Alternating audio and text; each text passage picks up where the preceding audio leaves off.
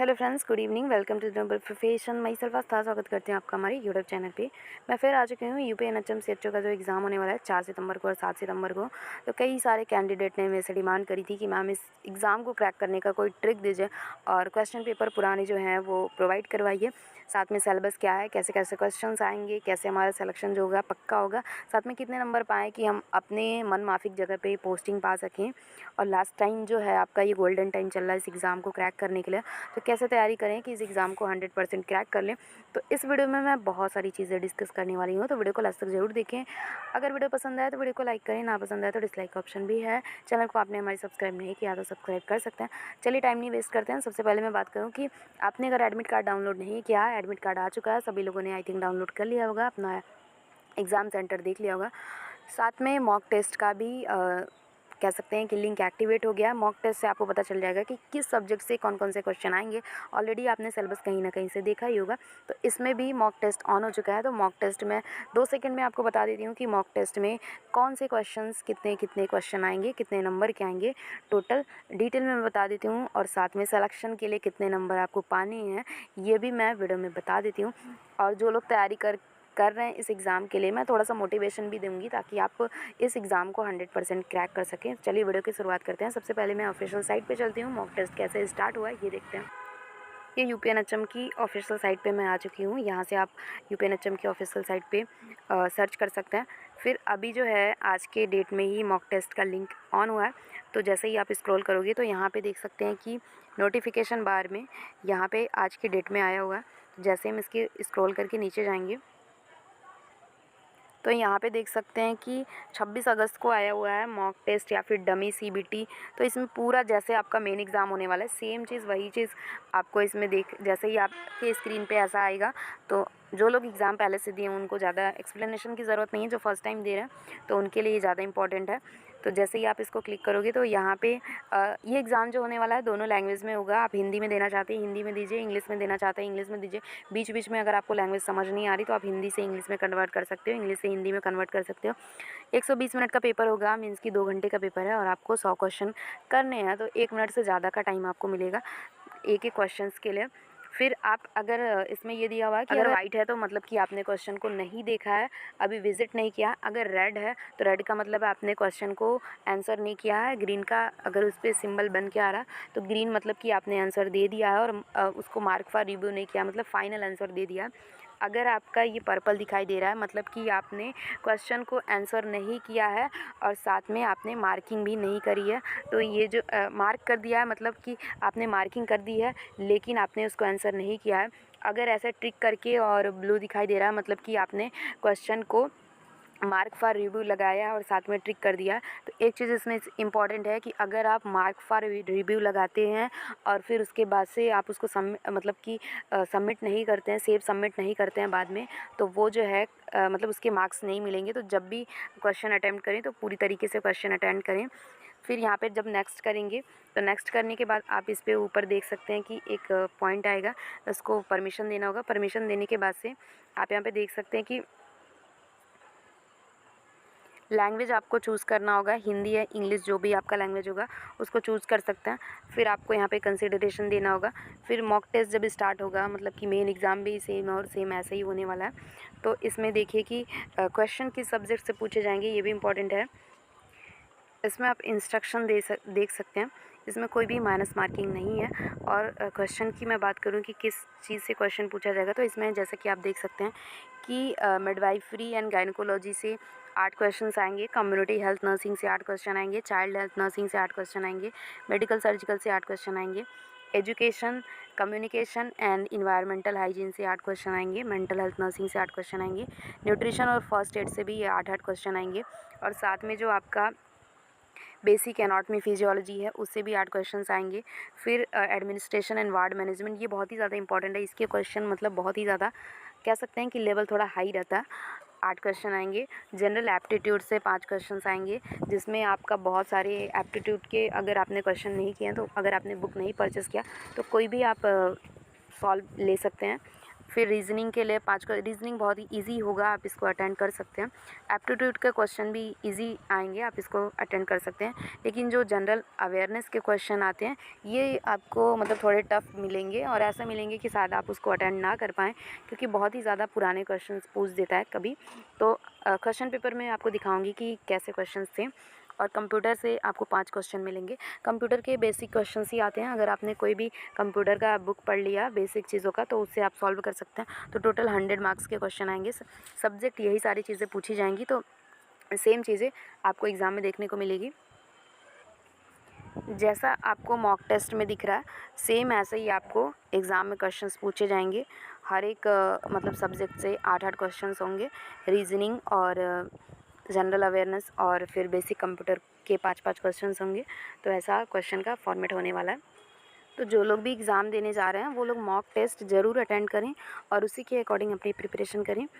साथ में अब मैं बताऊं कि कैसे क्वेश्चंस आते हैं। तो इसमें जो है पहले क्या होता था कि सीएचओ के क्वेश्चंस बहुत ही ज़्यादा इजी आते थे, लेकिन अब जो कुछ साल से मतलब एग्ज़ाम आ रहा है, कुछ सेमेस्टर से कह सकते हैं कि एग्ज़ाम जो आ रहा है इसमें क्या हो रहा है कि क्वेश्चंस बहुत ही ज़्यादा मतलब हाई लेवल के हैं, बहुत इजी भी नहीं आ रहा है क्वेश्चन। मतलब पहले जो एनएचएम के एग्ज़ाम होते थे इजी आते थे, लेकिन अब जो है क्वेश्चन बहुत ज़्यादा बढ़ चढ़ के आ रहे हैं। क्वेश्चन आपको ऐसा लगेंगे कि आपको एम्स टाइप के क्वेश्चन मतलब हाई लेवल के क्वेश्चंस आ रहे हैं। क्वेश्चन पेपर मैं आपको डिस्क्रिप्शन में दे दूँगी, आप वहाँ से देख लीजिएगा। इससे आपको समझ में आएगा कि किस लेवल की आपकी प्रिपरेशन है और कैसा क्वेश्चन पूछा जा रहा है। और इसमें क्या है कि सिलेक्शन कैसे पक्का होगा, मतलब कि किस सब्जेक्ट पे फोकस करें कि आपका श्योर सिलेक्शन हो जाए, कितने नंबर आपको पाने का लक्ष्य बनाना है। तो अगर आप बेसिक लेवल से स्टार्ट कर रहे हो तो मैं आपको बता दूं कि अगर आप 70 to 80 के बीच में टारगेट बना के चलते हो कि आपके जो नंबर होंगे 70 से 80 के बीच में होंगे, तो वही लक्ष्य बना के आपको चलना है कि आपको 70 से 80 के बीच में नंबर लेके आना है, तो आपका 100% श्योर सिलेक्शन है। लेकिन अगर आप 60 से 70 के बीच में आते हैं, 60 नंबर पे भी सिलेक्शन नहीं है, अगर नॉर्मलाइजेशन नहीं होता है तो 60 पे भी आपका सिलेक्शन नहीं होने वाला है। तो आप मान के चलो कि 65 से ऊपर अगर आप नंबर लेके आते हो 65 से 70 के बीच में, तो उसमें आप कोई भी कैटेगरी के हो, जनरल के हो, ओबीसी के हो या फिर एससी एसटी के हो, तो आपका सिलेक्शन हो जाएगा। लक्ष्य बड़ा बना के चलिए, ज़रूरी नहीं है कि आपने 70-80 का टारगेट बनाया तो 70-80 आप पा ही जाओ।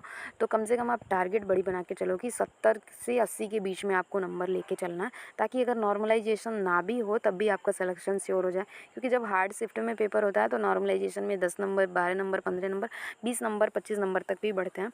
तो इसीलिए मैं बता रही हूँ कि आपको लक्ष्य बना के बड़ा चलना है। और अगर कितने लेवल तक आप रहेंगे तो वेटिंग वगैरह में भी आपका क्लियर हो जाएगा।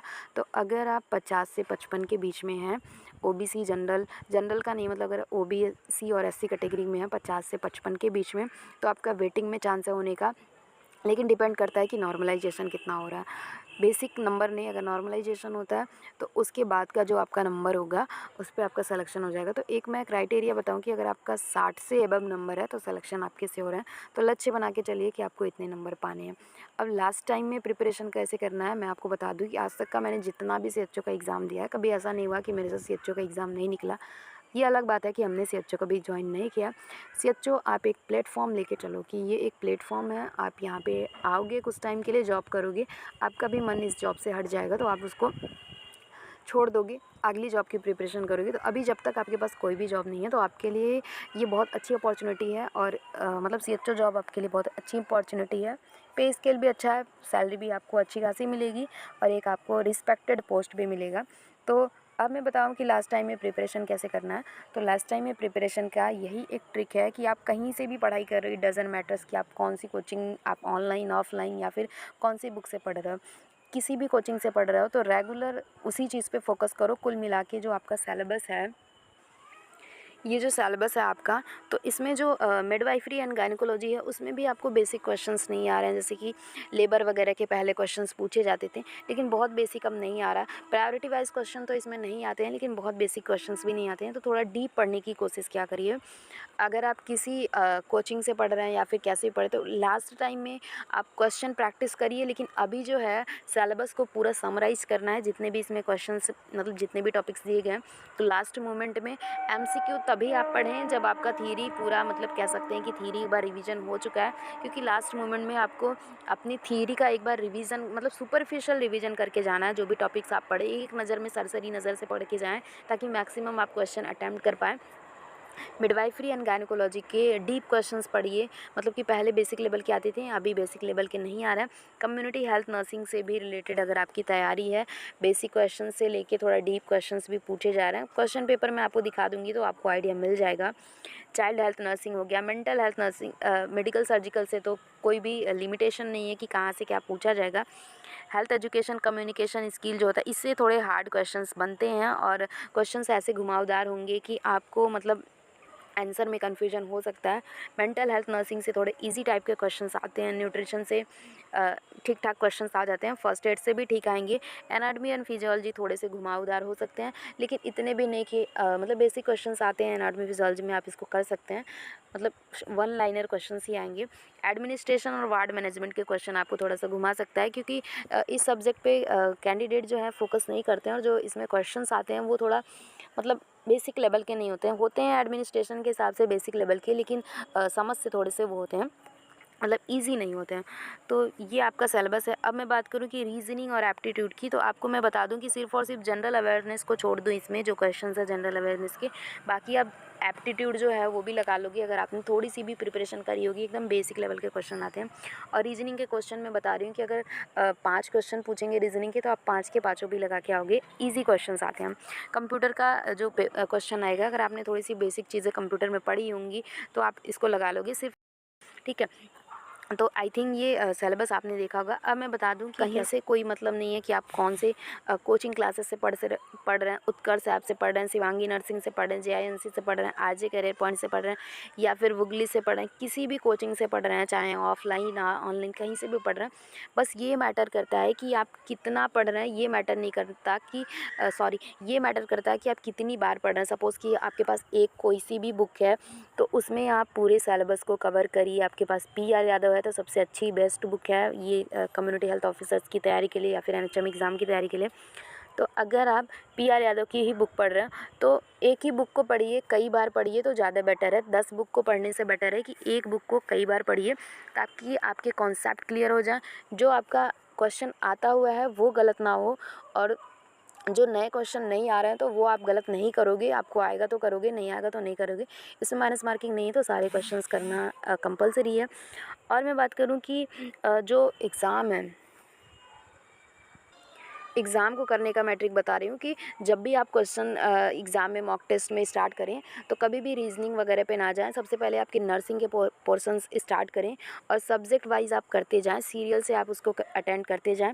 जैसे जैसे सारे होते जा रहे हैं, जो आपको डाउट लग रहा है उसको मार्क फॉर रिव्यू करें, लेकिन बाद में आपको उसको सेव और सबमिट कर दें। अगर आप सेव सबमिट नहीं करते हैं तो उसको मार्किंग नहीं आपको मिलेगी। तो और कभी भी एक चीज़ आप ये ध्यान रखिए कि क्वेश्चन को 1 से 2 बार 3 बार पढ़िए, लेकिन कभी भी जब आपके पास टाइम बच जाता है तो कभी भी जो आपने क्वेश्चन कर लिए उसको रिवाइज़ मत करिए, क्योंकि जब अगर आप रिवाइज़ करते हैं दोबारा से, तो उन्हीं क्वेश्चन को रिवाइज़ करिए जो मार्क फॉर रिव्यू लगाया हुआ है। अगर आप सभी क्वेश्चन को रिवाइज़ करने लगते हो तो जो आपने पहले आंसर किया होता है, बाद में आपको वो गलत लगता है, तो बाद में आप उसको आंसर चेंज कर सकते हो, तो बहुत ज़्यादा माइनस में चले जाओगे, मतलब कि आपके बहुत ज़्यादा क्वेश्चंस गलत हो जाएंगे। तो कभी भी क्वेश्चन को रिवाइज़ नहीं करना है। एक बार में आप 2 से 3 बार क्वेश्चन को पढ़िए, फिर आंसर करिए। लेकिन कभी भी आपके पास टाइम है तो दोबारा से क्वेश्चन को रिपीट मत करिए। मैंने बहुत बार ऐसे गलती करी है कि पहले हमने सही क्वेश्चन आंसर किया था, बाद में जब क्वेश्चन को पढ़ने लगते हैं दोबारा तो मैंने उसको गलत करके आया। तो ऐसा आपके साथ ना हो, इसलिए मैं ये आपको ट्रिक देती हूँ। और भी इसके अलावा भी कोई डाउट है तो मैं कमेंट सेक्शन में ज़रूर बताएं, और पूरे कॉन्फिडेंस के साथ आप एग्ज़ाम देने जाएं। ये आपके मतलब लाइफ का आखिरी एग्ज़ाम है। ऐसा समझो कि ये एग्ज़ाम जो है आपका लाइफ का आखिरी एग्ज़ाम है, और ये किसी भी हालत में आपको क्रैक करना है। और सबसे पहले आप अपने माइंड में बना के चलो कि जैसे ही आप एग्ज़ाम को क्वालिफाई कर लोगे, सोचो आपके नाम के आगे सामुदायिक स्वास्थ्य अधिकारी लगेगा। आपके मोहल्ले में, आपके रिलेशन में, या आपके फ्रेंड में आपकी कितनी मतलब एक तरह से रिस्पेक्ट होगी। एक टाइटल के लिए आप इस एग्ज़ाम को एकदम मन लगा के दें। कम समय में आप इसकी तैयारी कर सकते हैं। बहुत बड़ी एग्ज़ाम नहीं है। नर्सिंग की तैयारी करने वालों के लिए बड़ी एग्ज़ाम नहीं है। ये एक प्लेटफॉर्म है, आप इसको एक बार ज्वाइन करिए। फिर इसके बाद भी ये कोई लास्ट एग्ज़ाम नहीं है कि नहीं आपको यही करना है।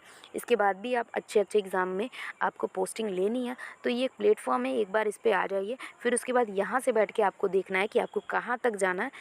ये आपको देखना है। तो आई थिंक मैंने बहुत सारी चीज़ें बताई हैं, बहुत लंबी वीडियो हो चुकी है, तो इससे लंबी वीडियो नहीं होनी चाहिए। इसके अलावा भी अगर आपको कोई डाउट है तो मेरे कमेंट सेक्शन में ज़रूर बताएं। मिलते हैं नेक्स्ट वीडियो में। और क्वेश्चन पेपर जो मैंने बताया कि क्वेश्चन पेपर, तो डिस्क्रिप्शन में मैं एक क्वेश्चन पेपर का लिंक दे रही हूँ, आप उसको देख सकते हैं। इसके अलावा भी अगर आपके पास और भी ज़्यादा क्वेश्चन पेपर हैं और आप मुझसे शेयर करना चाहते हैं तो वो शेयर कर सकते हैं, ताकि मैं दूसरे की हेल्प कर सकती हूँ। तो मिलते हैं नेक्स्ट वीडियो में। Love you all, bye.